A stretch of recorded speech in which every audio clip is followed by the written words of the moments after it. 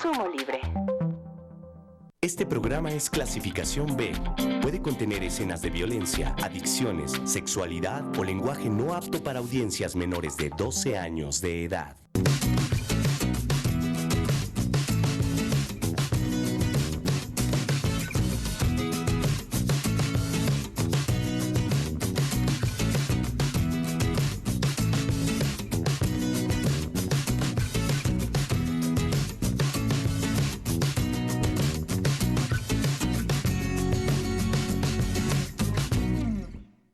Muchas gracias por acompañarnos de nueva cuenta en Suma 2, este foro de expresión y análisis de los asuntos contemporáneos más importantes para usted, para su familia, para su comunidad, para la vida que todos compartimos, para este trabajo que estamos haciendo día con día, que nos hermana, que nos hace convertirnos en una organización, en una sociedad, en una ciudad que ayude al desarrollo de nuestro país.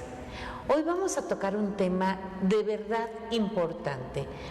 Dentro de las ramas del derecho, dentro del quehacer industrial, dentro del trabajo de los artistas, que es el derecho de autor.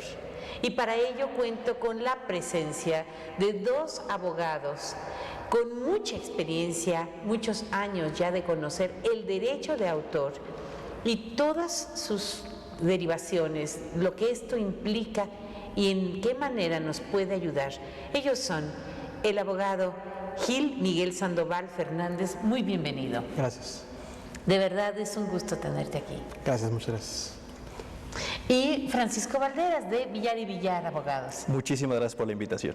De verdad un gusto tenerlos, estos caballeros tan formales en su juventud, pero ya con experiencia, con años de conocimiento en la vida diaria, tanto en sus despachos, en sus clases, como académicos, como ponentes de este tema tan importante.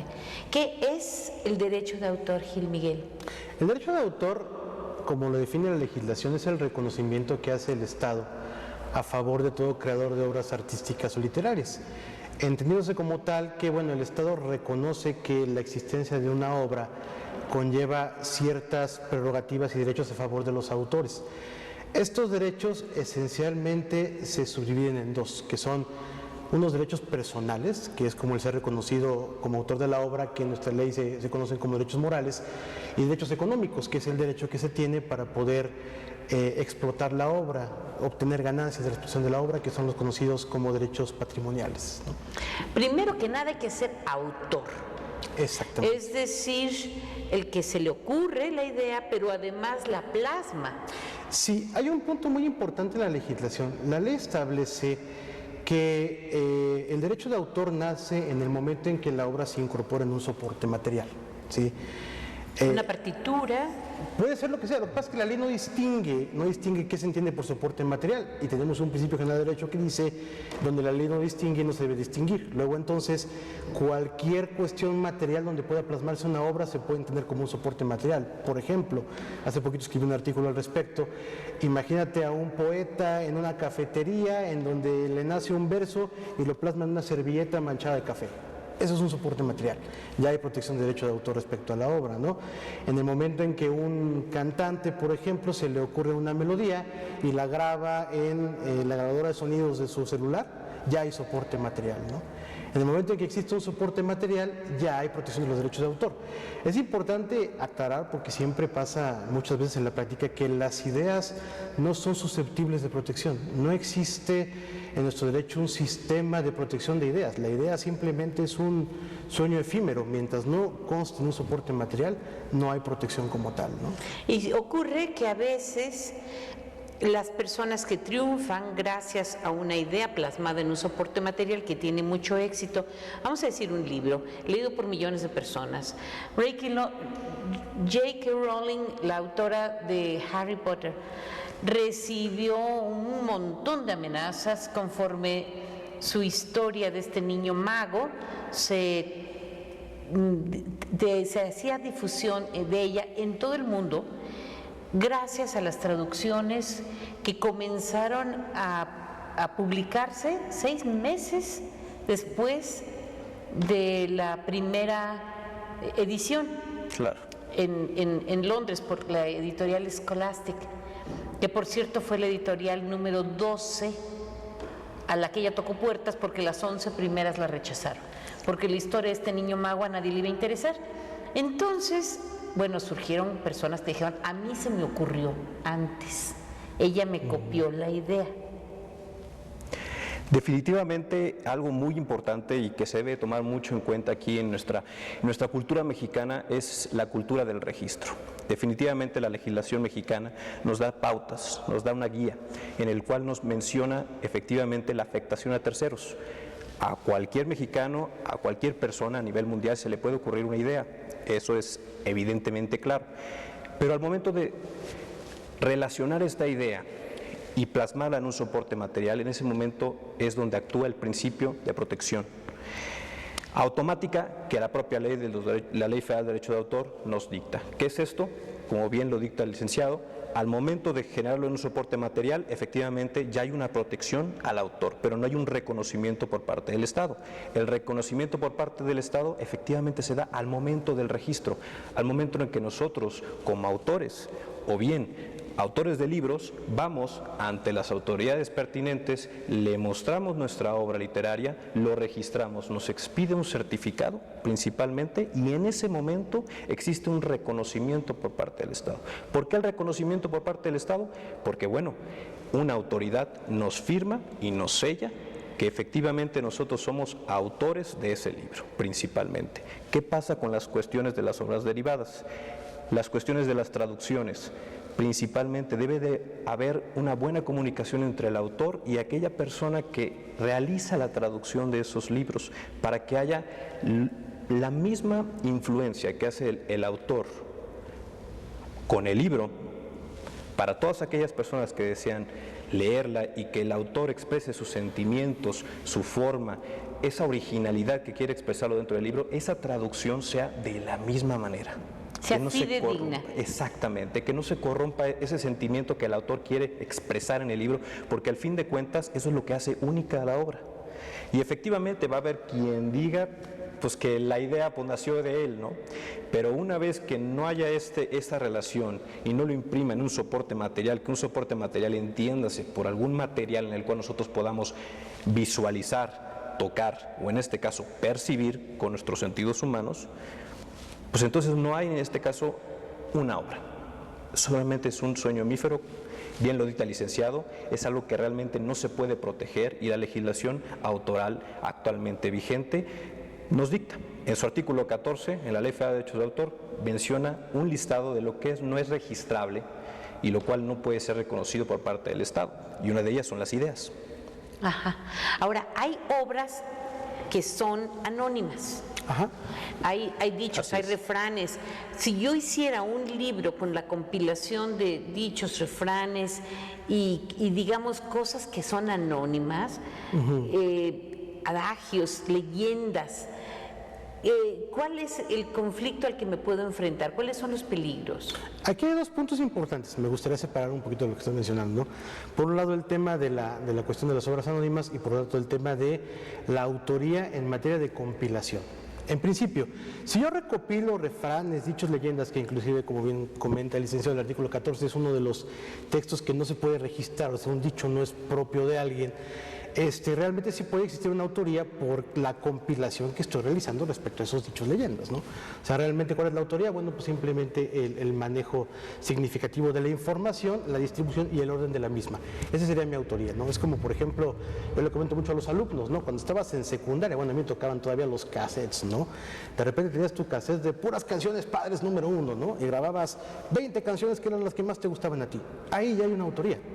Una autoría en el sentido de la distribución y el orden que yo impongo a las canciones es una autoría. Claro está, necesito autorización de todos los titulares de las obras primigenias, que son las canciones que constan del cassette, para poderla reproducir, ¿no? En este caso que tú planteas, bueno, son obras anónimas. El fenómeno de la obra anónima es de que pasa a dominio público hasta en tanto no haya un autor conocido. Entonces cualquiera puede utilizar la obra anónima, ¿sí? Y este punto es muy importante, no sé, cuando comentábamos al principio el aspecto de los tipos de derechos, dentro de los derechos morales de autor, está también un derecho que es sumamente importante, que a veces yo creo que no tenemos conciencia del mismo, que es la facultad de divulgación de la obra, ¿sí? Que es, el autor es la única persona que puede decidir la divulgación. ¿Qué se entiende por divulgación? La primera vez en que la obra pasa al público, se publica, se edita, se conoce por el público. Es un acto verdaderamente íntimo. Me vino a la mente hace poquito, estaba recordando en la obra de Rayuela de Julio Cortázar, hay por ahí una parte en donde está Oliveira y la maga y están sosteniendo una relación sexual, ¿no?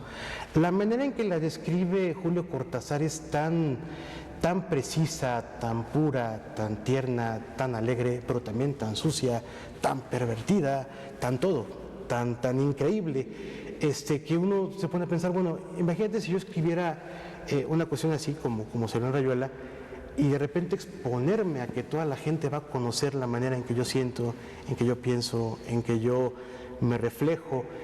Realmente es un acto muy íntimo. Publicar, pintar, exponer de manera general es técnicamente desnudarse, ¿no? Entonces, la facultad de divulgación es muy importante. Solamente el autor es el que tiene la decisión de que la obra pase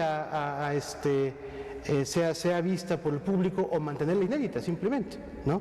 Y dentro de esa facultad de divulgación también está el poderla exponer como anónima, por ejemplo, con la peculiaridad de que mientras no hay autor conocido, pues es de dominio público, seudónima, mediante simplemente un apodo. Un nombre ficticio. ¿No?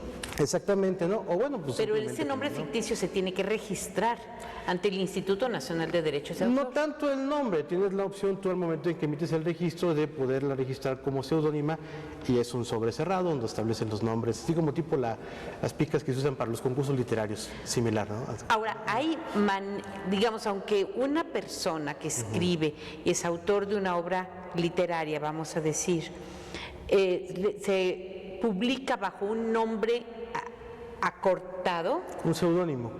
Ese ya se convierte en seudónimo. Mi nombre es María Araceli Ardón Martínez. Ajá. He publicado varios libros. Para publicarlos, el Instituto de Derecho de Autor me tiene registrada con el seudónimo Araceli Ardón. Ajá. Es decir, me quité mi primer nombre y mi segundo apellido.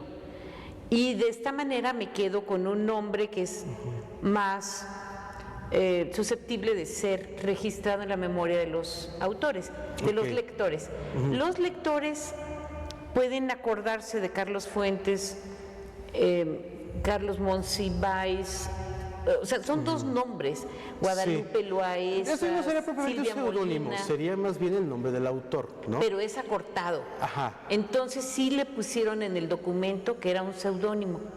O sea, mi nombre completo se redujo a un seudónimo para fines autorales. Fines de registro. Fines de registro. Sí. Ahora, ¿qué pasa con cosas que son de dominio público que sería casi imposible registrar? Las mañanitas. Todos cantamos las mañanitas. Si a alguien se le ocurre registrarla, se volvería millonario.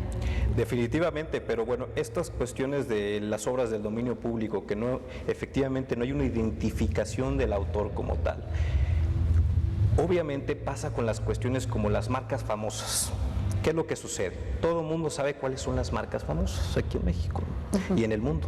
Las mañanitas es reconocida a nivel mundial, en el idioma que sea. Pueden cantar en el idioma que sea, pero uno lo entiende, sabe a lo que se refiere, pero se desconoce o probablemente alguien afirme quién es el autor de las mañanitas.